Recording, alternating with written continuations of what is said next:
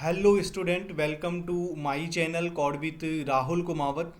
Now we are going to start our third question in lecture number 3, and I have discussed two questions that are very much important and considered a famous interview questions. The first question that I have discussed was pair sum one question, and the second question that I discussed was the pair sum two question. Pair sum two question is nothing but the extension of pair sum one question, which we have discussed earlier. Now we are going to discuss problem number 3 in this lecture 3 series. If you want to aspire software developer, if you want to aspire the software developer in the FAANG companies, and if you want to learn data structure algorithm, low level design, high level design, and even artificial intelligence, machine learning, then you are very welcome at my channel. And before starting the explanation of this question, I just want to briefly explain you that why this lecture series is important for you, because I have created handwritten notes for these two pointers. Whatever I have discussed in this video, the theories, the analytical portions, all are written in these two pointers handwritten notes, and which is freely available for you. What you need to do is you need to simply watch the video completely, and after watching this video you can read the theories, the algorithm that I have used in the video is clearly written in this handwritten notes, so it will save your energy, it will save your time, and it will direct you in order to code in a very faster period of time, and reduce your own time complexity. So therefore right now this is a two pointers handwritten notes in which all the patterns, all the methods, all the important and the famous question that can be asked by the FAANG companies, that are being asked by FAANG companies, are included. So don't miss to download this. And again we resume our problem statement. So yes, the problem statement here, it is very clear that we are given a sorted integer array of n and the integer difference. We need to determine whether there exists a pair I comma j such that I is not equal to j and array of I minus array of j is equal to difference. In such a pair, return exist, return true, otherwise return false. तो हम इस questions में to pointers को use करेंगे कि how we can use two pointers in order to get the solution in order of n time complexity and order of one space complexity. So yes, पहले इस problem को समझने का try करते हैं. ओके, सो ब्लैक बोर्ड पे आते हैं और समझने का ट्राई करते हैं. जैसे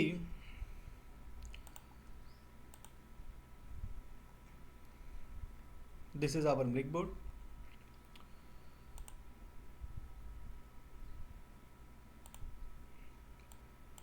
जैसे सपोज एरे हमें दे रखी है,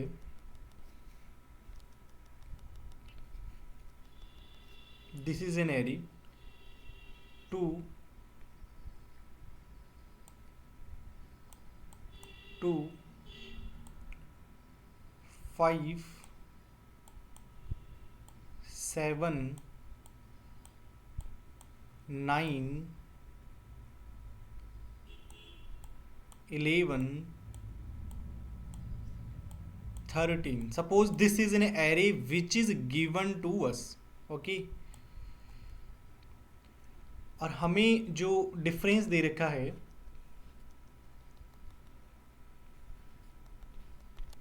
वो दे रखा है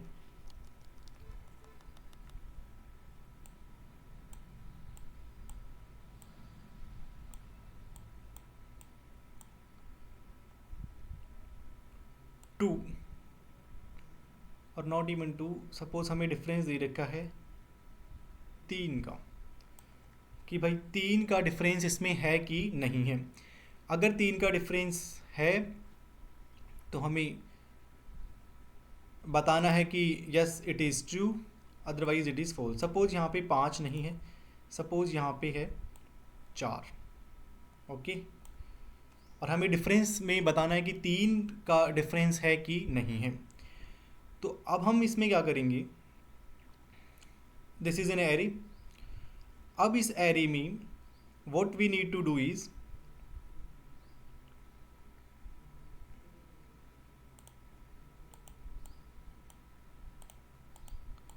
what we need to do is we start from I। हम फर्स्ट एलिमेंट से स्टार्ट करते हैं I इज इक्वल टू 0 से, जो कि कौन सा है, जो कि ये है, ठीक है। और सेकंड एलिमेंट को हम ले लेते हैं, that is J। Okay, so yes that is J।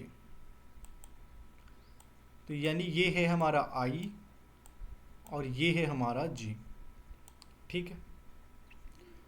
हम इन दोनों का डिफरेंस कैलकुलेट करते हैं, किसका,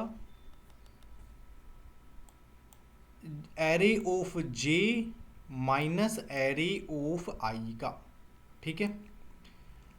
अगर वो डिफरेंस, इन दोनों का हमने क्या कैलकुलेट किया, डिफरेंस कैलकुलेट किया, ठीक है।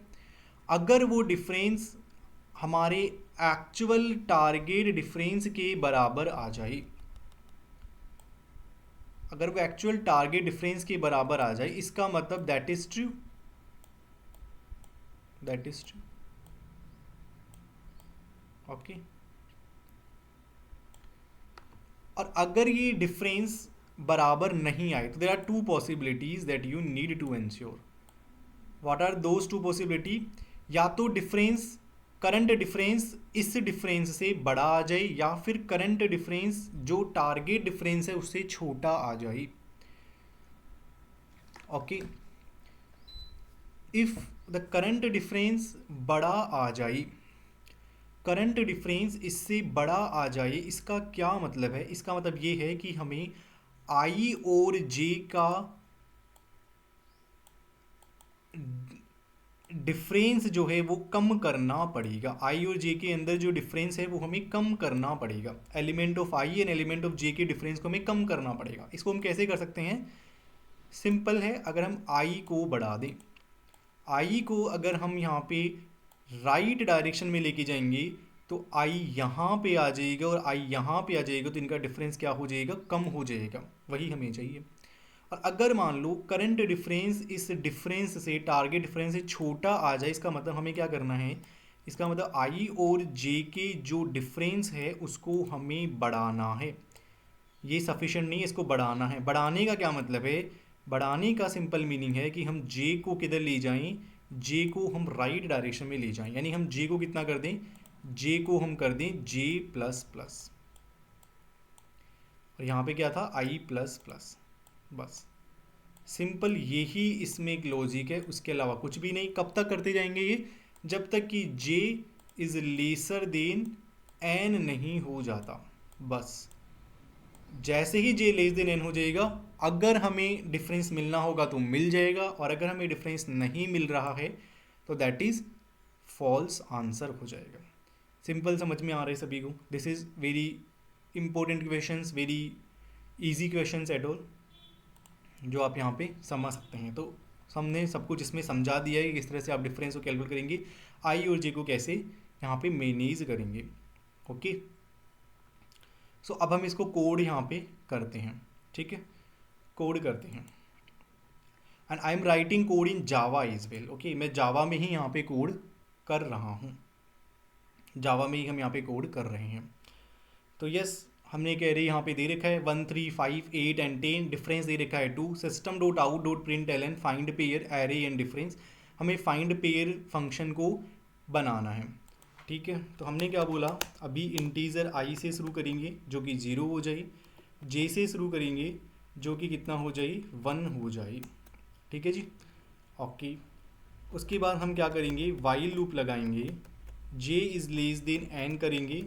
What is N here, yes N is also equal to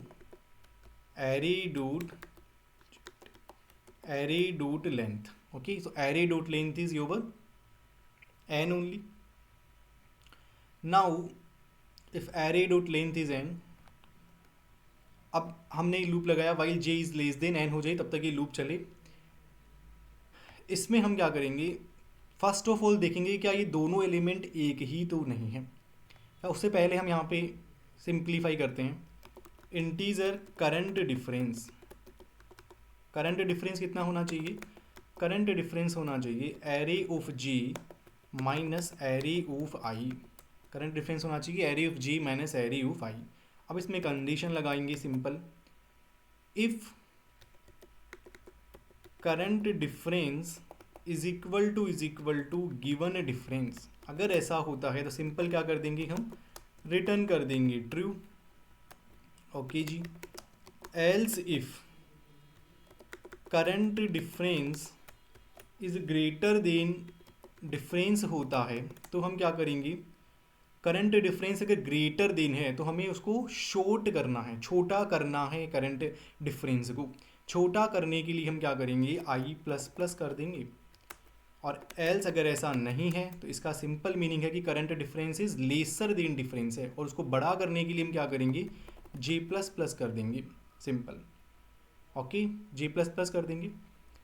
और लास्ट में हम क्या करेंगे, if i is equal to j हो जाए तो सिंपल जे प्लस प्लस कर देंगे, because if i is equal to j हो गया, इसका मतलब क्या है, if i and j both are equal.